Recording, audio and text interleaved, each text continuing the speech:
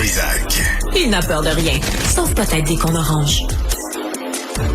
Bon, on va vous raconter une histoire qui est assez aberrante. Avec nous, André Martin. Monsieur Martin, bonjour.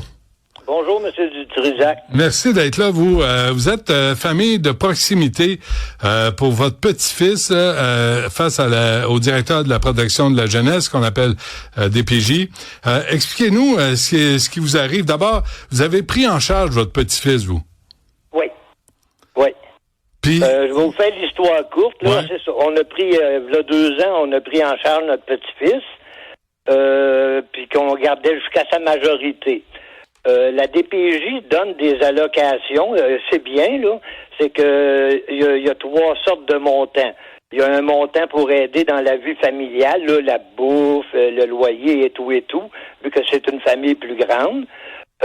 Pour les vêtements, les dépenses personnelles du jeune, là, les dépenses loisirs et vêtements et tout ça, il y a une allocation spéciale de la DPJ. Donc ça aussi c'est bien, on peut y acheter des vêtements, on réclame à la fin du mois et ça il rembourse. OK. Ensuite, il y a dans le montant qui nous est versé nous, il y a un montant de 150 $ par mois qui est donné pour les dépenses personnelles du jeune. Comme vous avez dit tantôt, là, ça revient à 5 piastres par jour. Cet argent-là, on dépose ça dans son compte de banque, puis la comptabilité DPJ vérifie que nous, comme parents, on dépose bien le montant.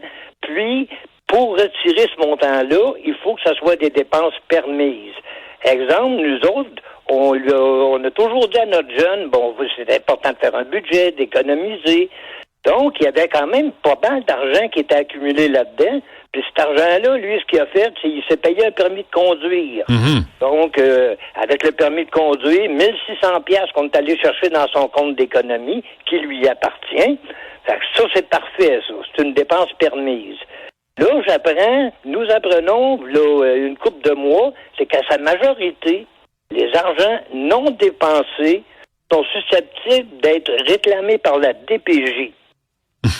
Et là, votre petit-fils va avoir 18 ans le 19 juin prochain. Souhaitez-lui joyeux anniversaire de notre part. Oui. Mais là, ça veut dire que le 20 juin, ou en tout cas, ou après, la DPJ va fouiller dans son compte de banque, puis s'il y a de l'argent, il va mettre la main dessus. Oui. Wow. Oui. Puis ça, c'est pas des blagues. Moi, bon, c'est révoltant. Quand j'ai demandé de voir, y a-t-il quelque chose d'écrit là-dessus? Y a-t-il un règlement? Où est-ce que je peux trouver ça? Ouais. Ah, là, tout à coup, on tombe en zone grise, là. Mais on me confirme que ça se fait. On me confirme que, exemple, c'est des CIUS régionaux, hein?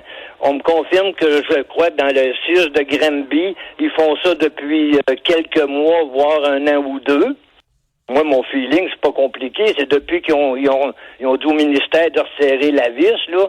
Il y a quelqu'un qui s'est dit c'est une bonne idée qu'on va aller chercher de l'argent aux enfants, tu sais. C'est incroyable. Puis, dans le fond, M. Martin, ce que ça envoie un message, c'est flouer votre argent. Faites pas d'économie, mettez-en pas de côté, brûlez-le jusqu'à 18 ans. Ben, c'est pas des blagues. Ce mois-ci, dans un mois, dans 3 semaines, c'est son anniversaire, sa majorité. Ouais. Ce mois-ci, je me suis fait autoriser par son intervenante une dépense bidon. Je dis bien bidon. Autrement dit, il vient de s'acheter, mon jeune, quelque chose qu'il n'a pas besoin pour m'assurer que le compte soit vide. Ça se peut pas. Fait que là, moi, j'ai fait ça. Moi, je me suis dit, ben non, ils iront pas chercher son argent. Ça n'a pas d'allure. Fait que là, dépense bidon, il reste plus rien dans son compte de banque. Pas besoin de vous dire qu'on n'est pas fou. Cet argent-là va y revenir à sa majorité. Mais pour l'instant, c'est que, écoute, ça ne nous gêne pas de le dire, on a caché son argent. Pour pas s'en faire prendre. Avez-vous essayé de parler à quelqu'un de la DPJ? Oui, on a parlé à quelqu'un de la comptabilité. OK. Qui nous disent, on tombe en zone grise, hein, qui nous confirme que ça se fait. Ils sont pas capables de me confirmer. Je suis pas capable de voir quelque chose d'écrit, de clair là-dessus. Mais la personne, moi que je connais, là, ma personne ressource à DPJ, c'est une personne qui nous apprécie beaucoup, que j'apprécie beaucoup. Okay. Puis, justement, parce qu'elle nous aime bien, elle dit, garde, ça vous fait au bout du nez, là. Faites quelque chose. Puis, tu sais, on dirait que même les intervenantes font ça pas en cachette, mais pas loin, parce que imaginez-vous que l'intervenante là, qui est obligée de dire à l'enfant, on va te reprendre son argent, elle doit être bien dans ses culottes, l'intervenante. Hein? Ouais. Puis votre sortie, c'est pas contre les intervenantes de la DPJ. Là, faut que ça soit clair, là, parce que tu sais, c'est absolument pas. La DPJ, moi, on a été très très bien servis. Ouais. Les intervenantes, toutes les personnes ressources qui nous ont été allouées, ça a été merveilleux, ça a été clair. Puis justement, je les apprécie d'autant plus que c'est cette personne-là qui nous a dit « Watch out, M. Martin, ça sent bien. » Ouais. Puis votre jeune, là, votre petit-fils, là, est-ce qu'il est bien enligné pour la vie? Est-ce que vous êtes, j'imagine que vous êtes heureux, satisfait de l'avoir accueilli puis de l'avoir amené à ses 18 ans? Oui, ça, absolument. Puis ça l'a fait grandir, on lui a donné les bonnes bases, puis tout. C'est bon, ça. C'est comme la plupart des familles de proximité, là, des familles d'accueil de la famille comme grands-parents, ben c'est comme notre enfant. Fait que, on veut tout le meilleur. Bon, il y a des hauts, il y a des bas, mais au bout de la ligne, ça va bien, là. Ouais, ben bravo de l'avoir fait. Monsieur Martin, je vais aller joindre Véronique Quirion, qui est présidente de l'Association démocratique des ressources à l'enfance du Québec de l'Estrie. Madame Quirion, bonjour. Bonjour, M. Dutrisac. Vous êtes, en fait, vous représentez les familles d'accueil. Oui, exactement. OK. Votre rôle dans tout ça, là, c'est d'abord votre réaction à ce que M. Martin vient de dire. Si le jeune, à ses 18 ans, a pas flobé tout l'argent, tous les 150 $ par mois que la DPJ lui a envoyé, puis là, on saisit cet argent-là, comment vous réagissez? Moi, je suis entièrement d'accord avec M. Martin. J'ai déjà pris position à la table des partenaires. C'est un comité sur lequel les ADREC, CSD siègent quand il y a des enjeux terrain là, avec le ministère. Et quand Santé Québec a repris, si on veut, le flambeau, ça a sorti à un moment donné cette information-là, comme quoi on devait remettre l'argent qui avait été cumulé pour les jeunes. Moi, je suis famille d'accueil régulière, pas comme M. Martin, famille d'accueil de proximité, mais c'est le même principe. Mm-hmm. Et d'emblée, j'ai dit que je n'étais pas d'accord avec cette pratique. Je l'ai nommé, je l'ai dénoncé, même devant mon établissement. Donc, non, moi non plus, j'étais pas d'accord avec ça. Donc, c'est une directive, Mme Quirion, c'est une directive de Santé Québec, là, si je comprends bien. Ben, nous, à la table des partenaires, c'est des gens qui travaillent pour Santé Québec. Puis, et vous l'avez entendu, si l'argent n'est pas dépensé chez le jeune à ses 18 ans, on récupère l'argent. Oui, on nous a dit, en principe, on doit remettre les sous qui sont pas dépensés. Mais moi, là, je tiens à préciser que le 5 $ qu'on reçoit pour les enfants qui sont hébergés dans les familles d'accueil. 5 $ par jour. 5 $ par jour, c'est aux jeunes. Il appartient aux jeunes. Nous, notre rôle, c'est d'administrer le 5 $ par jour. Donc, dans une administration CERN, on a des dépenses X, certes, mais on a aussi un sens moral de dire aux jeunes, tu sais, il faut que tu aies un petit coussin. Ben oui. Parce que moi, j'héberge des adolescents, garçons. OK. Et puis quand tu quittes à 18 ans, ben souvent, là, l'argent que j'ai mis de côté, $5 par jour, en leur expliquant l'importance, c'est souvent soit le premier mois d'un loyer, leur première épicerie, un mini filet financier. Ça leur donne un kick dans Ben oui, je comprends. Parce que, Mme Quirion, les familles d'accueil reçoivent de l'argent, là, des dépenses de base, la nourriture, le logement, l'électricité, le chauffage, Internet, des produits d'hygiène corporelle. Ça, c'est couvert. Donc, le 150 $, c'est vraiment pour le jeune, là. Ça lui appartient, ça. Pour le jeune et pour ses besoins. Je vous donne un exemple, M. Dutrisac. Une jeune fille, à son bal de finissant, voudrait avoir une manicure, une permanente. Tu sais, on a l'autorisation des intervenants pour ça. Tu sais, il y a de l'argent de poche, tu sais, on passe là-dessus, puis là, on y explique, il faut que tu budgètes. Bon, mais tu sais, c'est moitié. On leur montre tout ça. Fait que quand, à la fin de leur placement, il faudrait, en plus, on les a intégrés en leur inculquant une gestion budgétaire. Ben oui. En plus, à la fin, ben, t'as budgété pour rien, mon ami, parce que faut leur donner au gouvernement. Moi, je trouve ça immoral de faire ça. C'est aberrant. Mais bon, mais quand vous voyez, Mme Quirion, là, M. Martin aussi, quand vous voyez là, l'argent qu'on envoie à des multinationales qui sont censées créer des jobs et qui nous font dans les mains, puis on parle de centaines de millions, peut-être même de milliards, puis que là, tout à coup, on s'attarde à l'argent, le petit... Puis on parle pas d'énormément d'argent, là. On parle pas de 100 000 piastres, là, qu'on arrive à mettre de côté pour ces jeunes-là. C'est quelques milliers de dollars au mieux? Ben, c'est par année, c'est peut-être 1 800 $ par année, là. Ouais. S'il touche pas, s'il a pas touché de l'année. Il touche pas, mais on peut-tu y remettre ça? Ça lui appartient. Ouais. Monsieur Martin, oui. vous êtes devant le fait accompli. Vous avez dit que vous avez vidé son compte. Vous allez le lui remettre.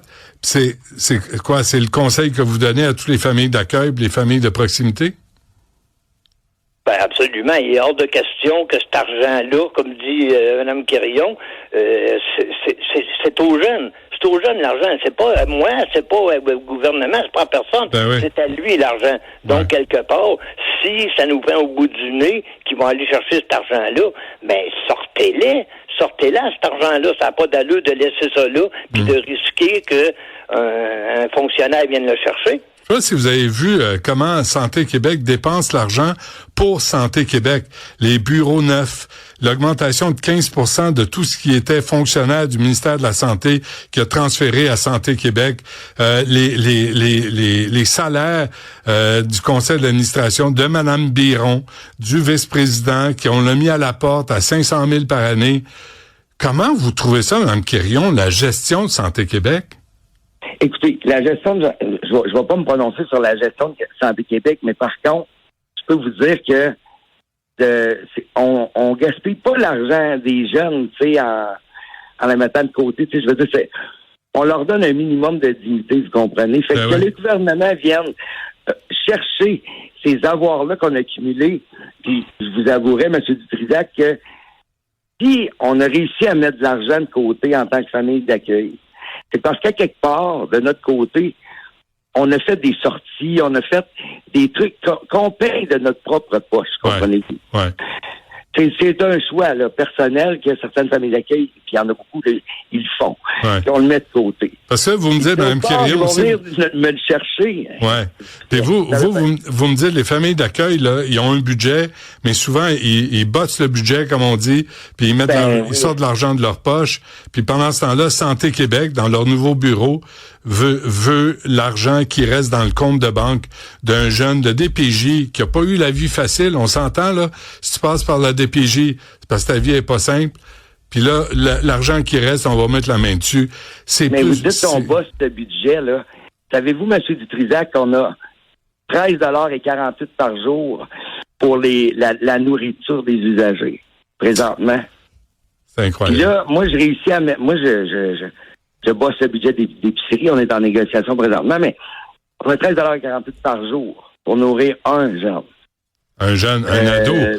Un ado. Fait que vous comprendrez que mon budget d'épicerie, je le bosse régulièrement. Puis là, moi, j'ai réussi à mettre de l'argent de côté pour mes garçons. Et plusieurs familles d'accueil le font. Puis ils vont venir le rechercher. Non. Je suis désolé, moi, ça va à l'encontre du gros bon sens. Ouais. Et honnêtement, je trouve ça immoral. Ces jeunes-là, là, c'est la relève de demain. Il faut leur donner une chance dans la vie, là.